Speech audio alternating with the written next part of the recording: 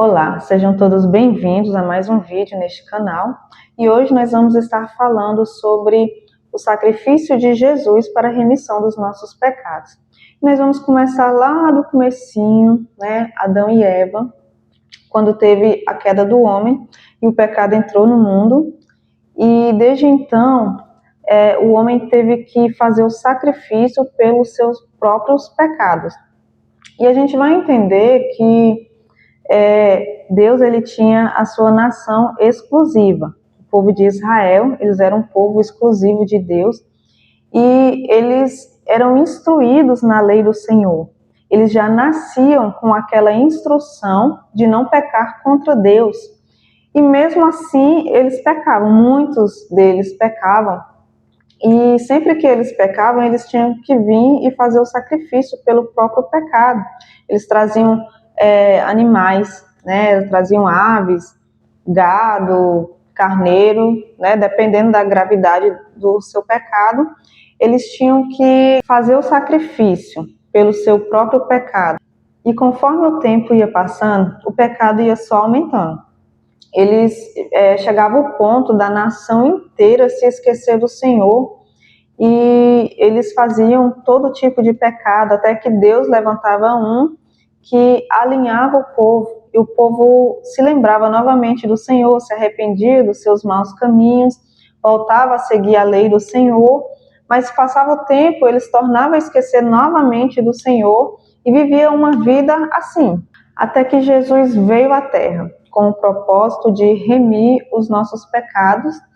Ele fez um sacrifício, um único sacrifício, com o seu próprio sangue. Porque sempre o sacrifício pelo pecado sempre era com sangue de animais.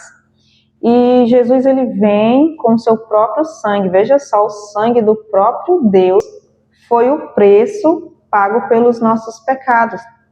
E assim ele fez um único sacrifício.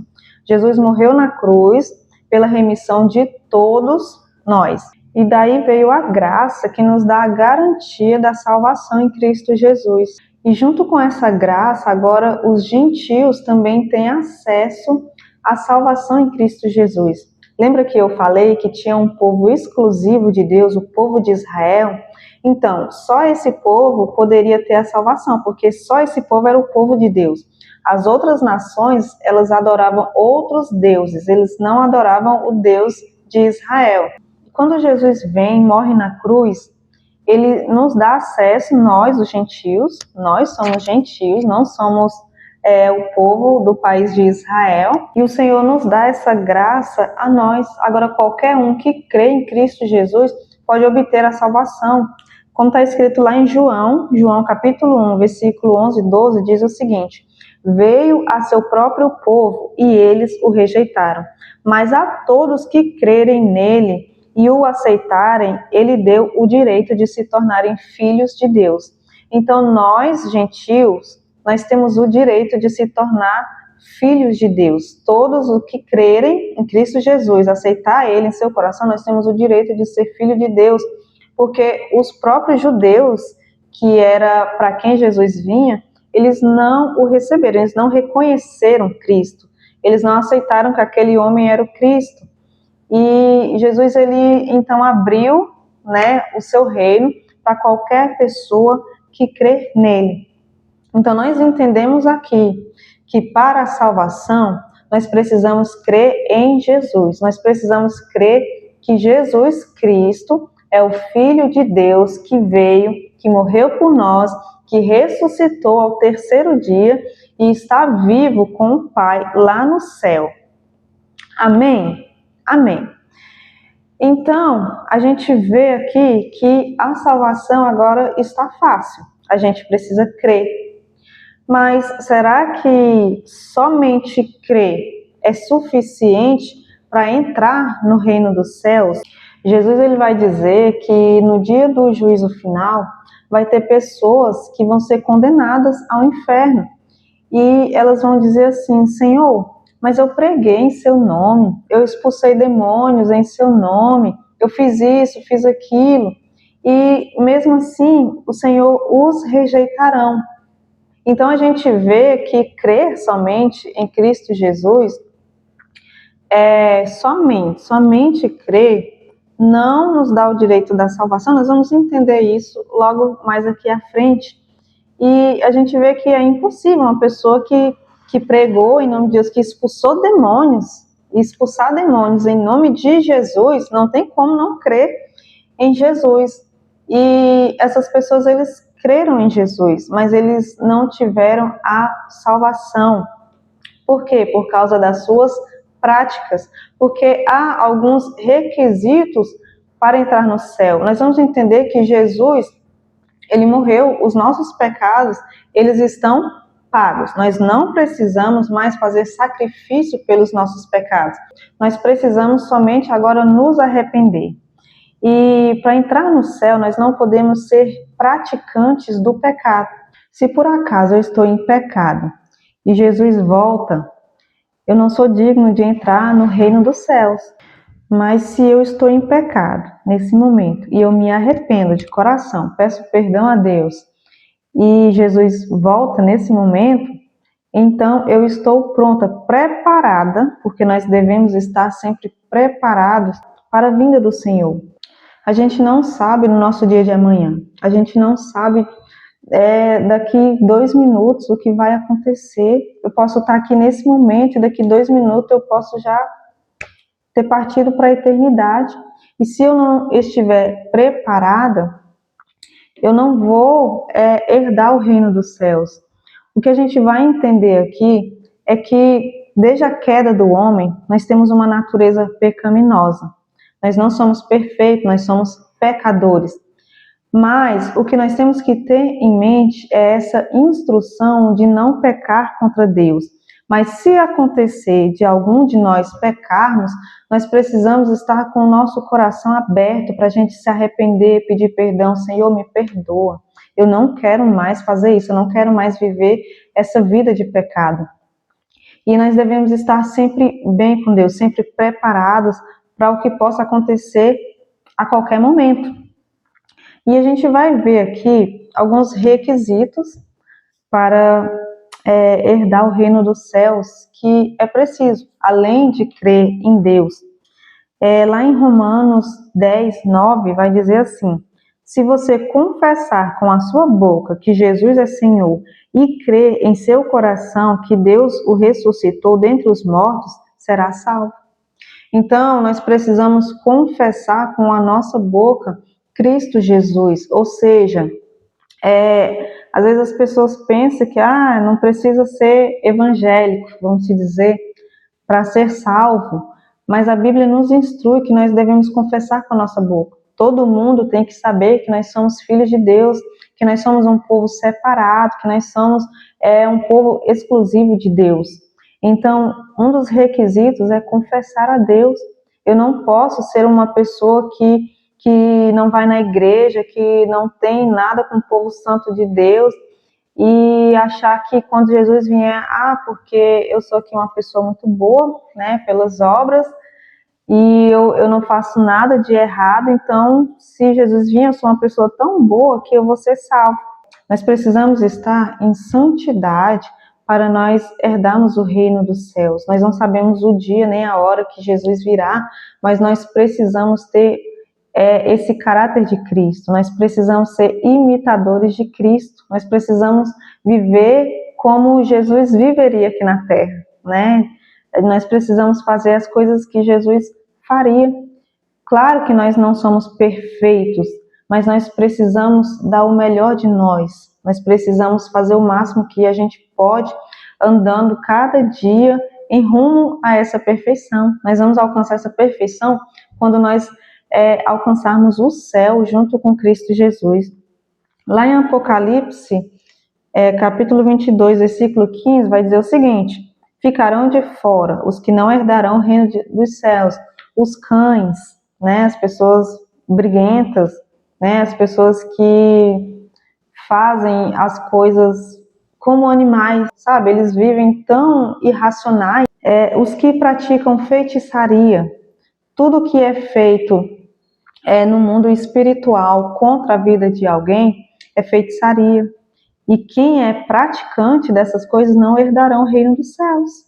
Então, tudo que é feito no mundo espiritual, isso quer dizer até um próprio crente que ora contra a vida de alguém, crente que ora para Deus matar alguém, crente que ora amaldiçoando pessoas para algo dar errado, para Deus não fazer na vida delas, tudo isso é feitiçaria. Tudo que a gente mexe no mundo espiritual contra a vida de alguém é feitiçaria. E a Bíblia fala que quem pratica essas coisas não herdarão o reino dos céus. Nós precisamos estar vigilantes, preparados para a vinda de Jesus. Os que cometem imoralidades sexuais não entrarão no reino dos céus. Os assassinos, os idólatras não herdarão o reino dos céus. E é muito importante nós focar aqui que idolatria não é somente contra imagens, né? Às vezes a gente vê ali, algumas pessoas veem uma imagem, coloca aquela imagem como Deus e fica adorando, idolatrando, mas a gente vai entender aqui que idolatria é muito mais do que isso. Nós temos que ter esse cuidado dentro do nosso coração. Eu vou dar aqui um exemplo do jovem rico. O jovem rico, ele chega para Jesus, ele pergunta o que é preciso para herdar o reino dos céus, e Jesus fala que ele precisa amar a Deus acima de todas as coisas, o seu próximo como a si mesmo, seguir os mandamentos, tudo certinho. E aí ele fala assim, não, mas eu sou essa pessoa, eu faço tudo certinho, eu sou uma pessoa bem religiosa, né? Não faço nada de errado, não fumo, não bebo, não falo da vida dos outros, não faço nada, tudo certinho. E Jesus vai dizer, você precisa amar a mim e o seu próximo acima de qualquer coisa. Porque se eu amo qualquer outra coisa, nem que seja o meu próprio filho, se eu amo o meu filho mais do que a Deus, então eu estou cometendo aqui uma idolatria. Eu estou dando um exemplo de filho porque é uma coisa muito grande. Mas tem pessoas que têm amor por coisas materiais. E o jovem rico é um deles. Jesus vai dizer assim, então você vende tudo que você tem, dê aos pobres e siga-me. Aí quando Jesus falou isso, ele simplesmente virou as costas triste. Por quê? Porque ele não era capaz de abrir mão dos seus bens. Então não é que não possa ser rico. Acontece que havia ali uma idolatria dentro do coração dele com os seus bens materiais. Ele amava, ele deixou muito bem claro que ele amava os bens materiais dele mais do que Jesus. Ele não era capaz de deixar tudo para trás por causa de Jesus. E quando a gente vê isso, né, não é que Deus queria que ele fosse uma pessoa pobre, vende tudo, porque Jesus já sabia que ele não seria capaz. O que Jesus queria ali era mostrar algo que nem ele mesmo sabia. E muitas vezes nós também somos assim, nós temos apego a coisas ou a pessoas e nós mesmos não temos esse entendimento. Às vezes nem a gente mesmo sabe disso. Aí Jesus vem e coloca tudo à tona. Ele mesmo mostra para nós mesmos o estado em que nós nos encontramos. Então nós temos que ter cuidado com idolatrias. E todos os que amam e praticam a mentira. Mentira é uma das coisas que é mais praticada, nós não podemos ser praticantes. Nós precisamos entender que não tem mentirinha e mentirona. Mentira é mentira. E mentira é obra do maligno. A Bíblia vai dizer que os mentirosos são filhos do diabo. É muito forte, é muito pesado. E às vezes nós falamos mentira por besteira, né? Às vezes, por exemplo, às vezes alguém liga, né? A gente está atrasado, a ligação aqui, aí a pessoa, você está onde? Aí você responde, estou chegando aí. Não saiu nem de casa ainda. Não saiu nem de casa, não está nem pretendendo, porque está correndo ainda para se arrumar. Estou chegando aí. Está entendendo que é uma mentira que aos nossos olhos é inofensivo, mas essa é uma prática do diabo. Nós não podemos mentir por nada, nada, nada, nada. Fala a verdade sempre, sempre, sempre, sempre existe um jeito, sabe? Porque às vezes a gente acha que se a gente dizer, se eu falar a verdade, fulano vai ficar com raiva. Não. Se a gente souber falar de todo o nosso coração, o que está acontecendo aqui, uma verdade, pode ser que fulano não fique com raiva. Mas e se ele ficar, é melhor desagradar o homem do que desagradar a Deus. Então o que nós precisamos é pedir sabedoria a Deus. Senhor, me ensina aqui como que eu vou falar essa verdade, porque eu não posso mentir. Porque se eu fosse dar uma desculpa, sabe? Porque às vezes até uma desculpa, eu não fui porque eu estava com dor de cabeça, eu não fui porque isso, porque aquilo. E nem sempre, né? Às vezes é verdade, às vezes algo não deu certo porque eu estava indisponível, indisposta, minha cabeça estava doendo muito. Tudo bem, mas o que eu estou falando aqui é desculpa. Às vezes a pessoa não foi porque não queria ir e inventou uma desculpa. Isso não agrada a Deus. É melhor falar a verdade, não precisa ter dureza. A gente pode falar com jeitinho, com carinho, com amor. E tudo tem um jeito, a gente só precisa pedir para Deus nos ajudar. E lá em Efésios, capítulo 2, versículo 8 e 9, diz o seguinte: pois vocês são salvos pela graça, por meio da fé. E isto não vem de vocês, é dom de Deus, não por obras, para que ninguém se glorie. Então aqui, para fechar, aqui nós vamos entender que a salvação é pela fé, não é pela obra. Não é porque eu ganhei milhares de pessoas para Jesus, não é porque eu expulsei milhares de demônios, não é porque eu sou uma pessoa boa, até porque bom só o Pai que está no céu. Nenhum de nós somos bons o suficiente para entrar no céu por mérito próprio. Nós temos que entender isso. Nenhum de nós somos bons o suficiente para ter o mérito de entrar no céu por nós mesmos. Nós somos salvos pela graça, pela misericórdia de Deus. E nós só conseguimos ter uma vida em santidade com Deus, mesmo que falhando, por causa do Espírito Santo. É o Espírito Santo quem nos conduz, quem nos ajuda. O Espírito Santo, ele nos livra do pecado e de todo mal. Então, tudo que a gente vive com Deus, a gente só é capaz de viver isso por causa do Espírito Santo. Porque se nós não tivéssemos ele, nós não seríamos capazes de agradar a Deus em nada. Porque a nossa natureza, ela é pecaminosa. Nós temos a inclinação da carne, ou seja, nós temos inclinação para o pecado. Então, por nós mesmos, nós não somos capazes de agradar a Deus, que dirá de herdar o reino dos céus. Então, nós entendemos que a nossa salvação é por fé, não é por obra, não é por o tanto que eu faço, não é se eu sou uma pessoa boa, se eu sou uma pessoa má. O que nós precisamos é nos arrepender, porque o preço já foi pago. O preço já foi pago, agora nós só precisamos se arrepender e herdar o reino com Cristo Jesus. Amém? Fica com Deus, essa é a palavra de Deus para o seu coração no dia de hoje e o que o Senhor te abençoe em nome de Jesus. Amém?